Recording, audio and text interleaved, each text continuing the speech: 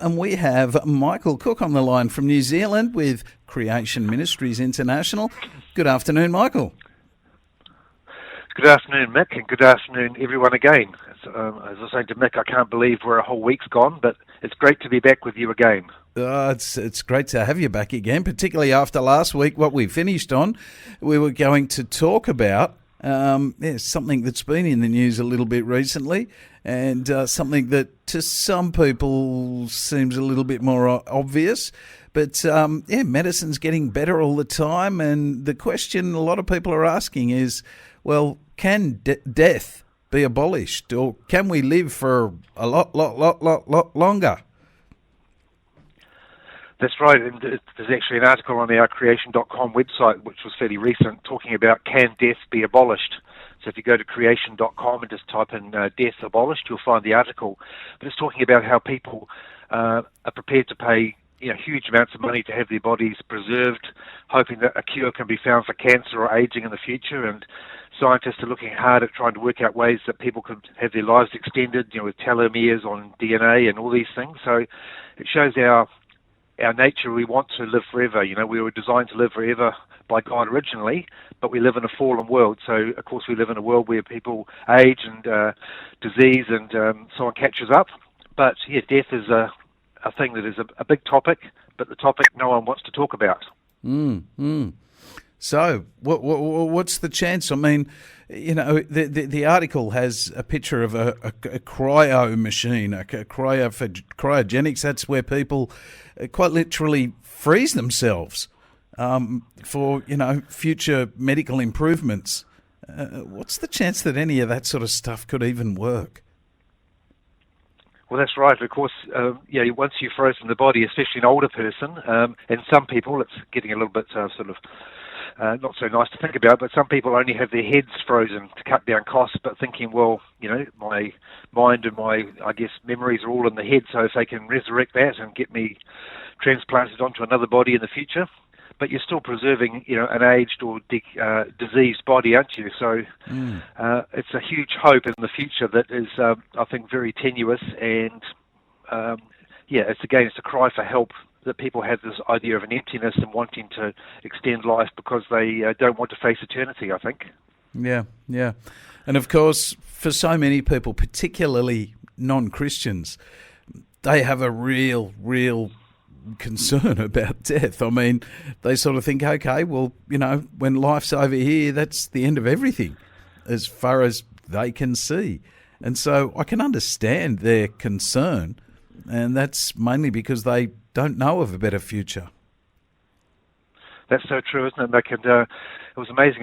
We watched a documentary the other day on TV here, which, of course, you being in New South Wales, talking about, I think it's Arthur Stace, the guy who wrote Eternity on the Streets in Sydney over 25 years, I think. Again, pointing people to the fact there is eternity, and this life is transitory and short. And, often people just live for the day. They believe that we just evolved. When we die, that's the end. We just disappear. And so they desperately want to hold on to this bookmarked, few decades that we have on Earth with no thought of eternity or anything spiritual. And, of course, the Bible tells us that death is brought on by sin. And, for Christians, death is almost something we look forward to.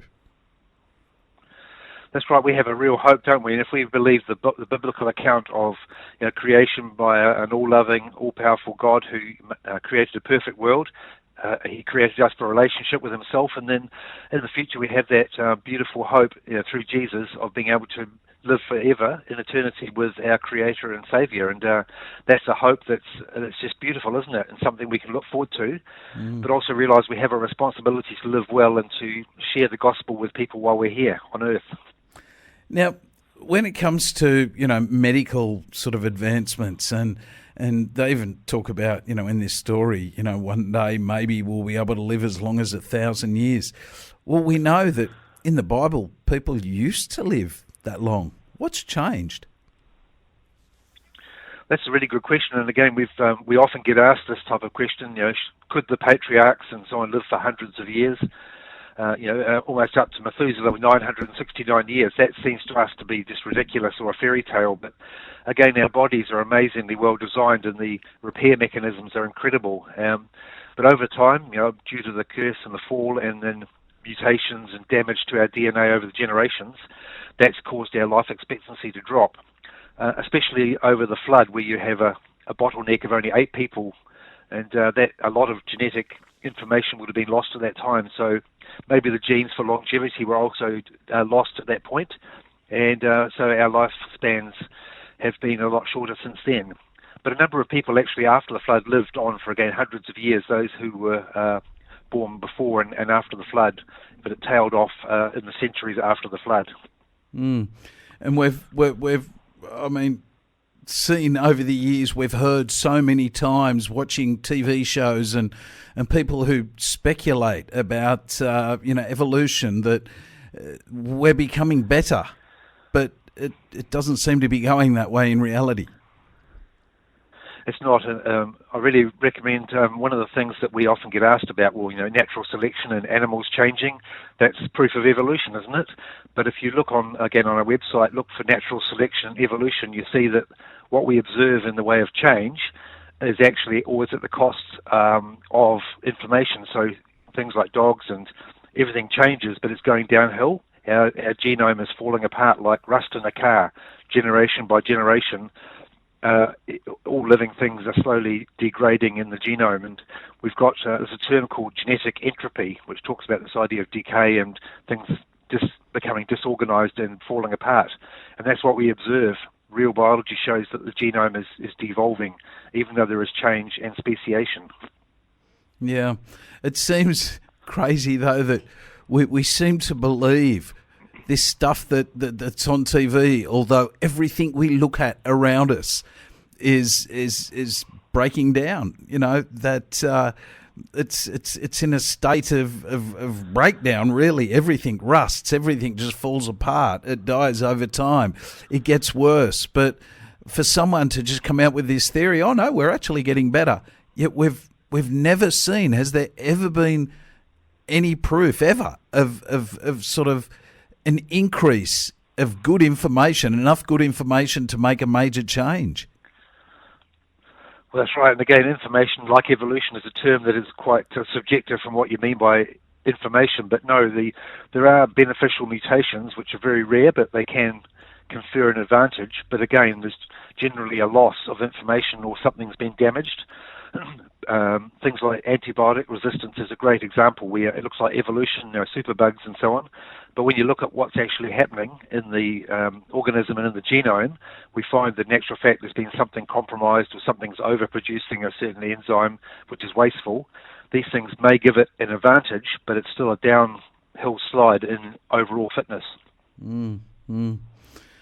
So the chance of us living to 1,000 years again, what is the chance with modern medicine? I think just again, it's amazing how much life expectancy has improved, especially in the Western world, due to hygiene, sanitation, and medicine, and so on. It's amazing. Good nutrition, that's helped to make a big difference. But there is an upper limit before you just get the damage becomes so great as your cells multiply and divide each time there's damage done, and eventually that catches up. And so there's a limit, I think, that you're just not going to be able to go past, no matter how good the technology is. I'm not saying it can't, but I think there is an upper limit that in the natural it cannot be exceeded. Yeah. And of course, Paul wrote, our Saviour Jesus Christ has abolished death and brought life and immortality to light through the gospel. And that's where the immortality is. It's in Jesus. It is. That's so good. And that's the big difference too. Again, in our Creation Ministries speaker events, we talk about the whole thing. It's the two histories of death. The big difference between evolution and the biblical creation is that in evolution, death has been around since the first self-replicating organism began, over billions of years. And so death is just the way nature is. But the Bible says clearly that death and suffering and so on came in as a result of sin, of the curse, and therefore God did not create things with death in it. It came in after we sinned and rebelled against our Creator, and so death is the last enemy. It's an intruder. It's not the way it should be. Yeah, absolutely. Working with us every now and again, Michael, and you CMI guys speaking to us every single week. It's absolutely awesome. Now, I mentioned just before, this is our June appeal, and, we're appealing to all our listeners out there to help us out because we're a listener-funded or listener-supported station. And the appeal gets donations that help keep us doing what we do over the next 12 months. And I believe that's it's important for even CMI for us to do what we're doing, Michael. That's right, Mick. Yeah, I really encourage the listeners out there. I've got no extra grind or no connection to your amazing station here, Mick, but I just really encourage people just to pray and think about supporting Rima Central Coast. As again, Creation Ministries like this amazing organisation are donation funded, relying on people's goodness, and just to get the message out there, to encourage people in their faith and to get answers and promote things. And so we have Rima Broadcasting here in New Zealand, and I've got Creation Ministries and different organisations. Get behind them, and let's really thank Mick for the opportunity to be here to promote CMI. And so in reflection, yes, please get behind this appeal. Bless them, and you'll be blessed as well. Yeah. Well, thank you, Michael. Now, Michael, something else that we were talking about during the week, I know I sent you a little article in regards to, I think it was in England. There's schools over there now that aren't just allowing students to say, hey, I was born a male, but I want to be a female, or vice versa. They're now allowing them to identify as dogs and cats and even dinosaurs. It sounds absolutely nuts. Well, sadly, yes. And again, before we get into this conversation, I know it's quite fraught with people getting offended and how this whole woke society is going. But remember, whenever we're dealing with this, we're actually dealing with spiritual powers and deception and so on. The individual people are often victims, aren't they? So it's not against flesh and blood. But yes, that article was tragic, wasn't it? And I've heard of this where kids can be whatever they want to, act like a cat, dress like a cat, and during classes make meowing sounds, and it's just to an older person like me, this seems unbelievable and insanity. But I think just people, even their fellow students, are saying this is ridiculous. How can you do this? And it's very disruptive, very confusing, and it's just unbelievable but tragic. Yeah. And you guys have had an article written by Dr. Julia Shaw talking about, reality. That's right, yeah. So it's on our website. It came out recently. It's called Post-Critical Thinking, and we talked about that briefly last week, this idea of this postmodern society we live in now where it's post-truth. There's no such thing as objective truth, and if you claim to have objective truth, then you're being a bigot or narrow-minded or exclusive and all that.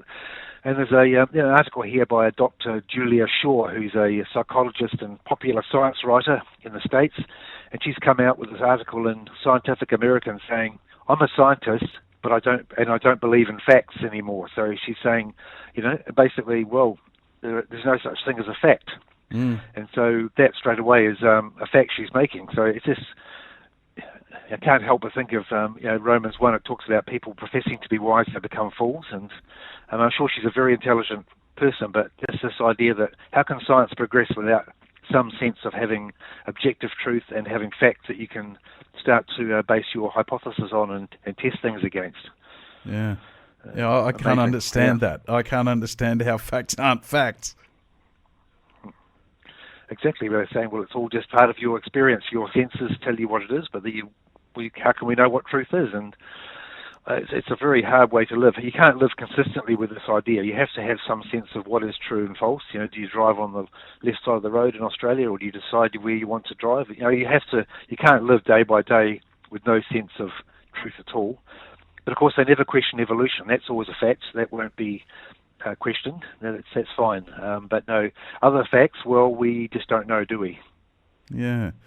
It's sort of sad when you see, there was another article in Science Alert during the week where, they were talking about life, and basically they've got these radical new theories with a very different perspective on what life is.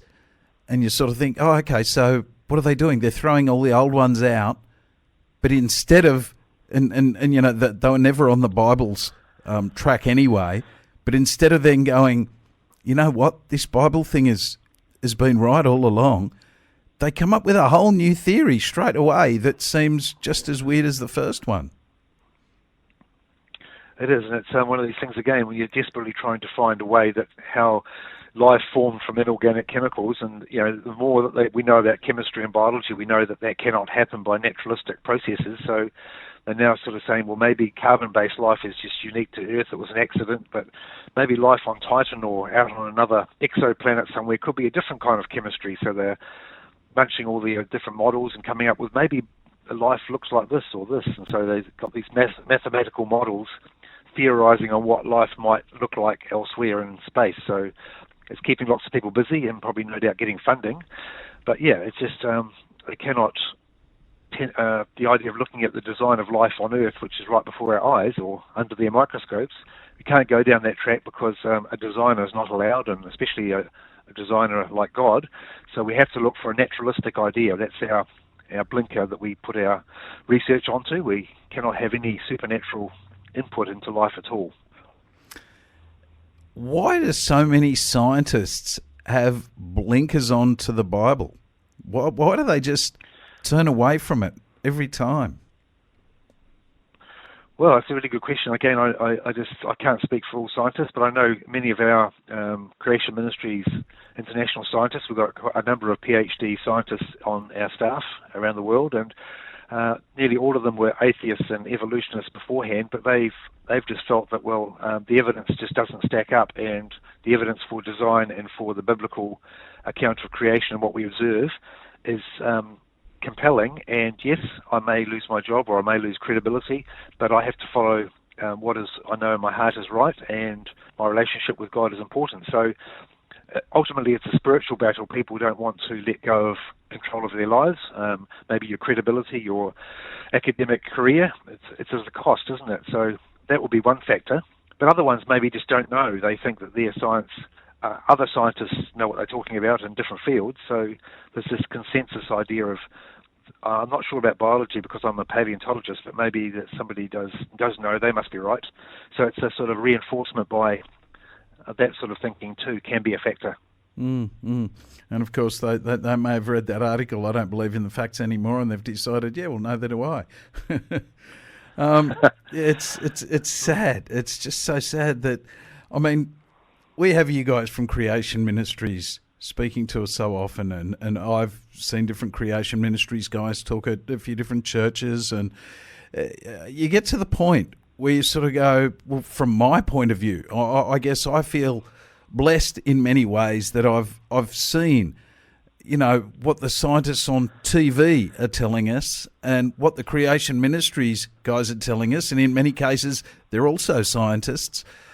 And I sort of look at both sides of it nowadays, and I say to myself, you know what, I'd find it harder to believe in evolution than I do to believe in creation.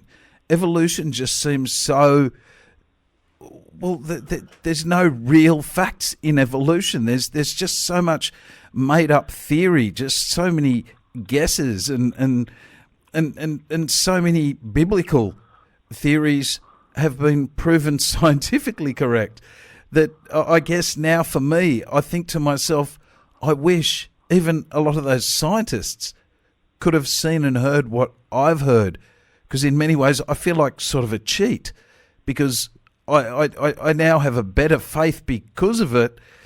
But these scientists, so many of them, that will discount one of the theories that they've always believed in, but then come up with something new and preposterous almost instantly over. How do we get through to those guys? Well, it's again, I guess it's each one of us. We all have a bias. We all have a a different way. We may not want to go down a certain track because of the fact that I may have to change my life or whatever. But some people, if you pick up that they're genuinely interested and are keen to just dialogue in a respectful way, you can make some really good progress. But some people just close their minds. I don't want to hear. No matter what the evidence is, I don't want to know about it. So there's that spectrum, isn't it, of people who are open to learn and to dialogue through those who, for whatever reason, don't want to go down that track.